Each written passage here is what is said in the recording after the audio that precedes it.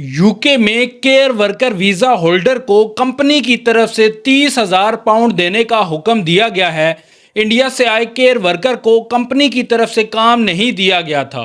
The guardian के मुताबिक ये केयर वर्कर इस कंपनी की स्पॉन्सरशिप पे यूके आया था। यूके पहुंच के उसने ट्रेनिंग मुकम्मल की और काम शुरू करने के लिए तैयार था, लेकिन कंपनी ने उसे पूरे 1 साल तक एक भी शिफ्ट नहीं दी। वीज़ा की पाबंदियों की वजह से वो किसी दूसरी कंपनी में भी आसानी से काम नहीं कर सकता था।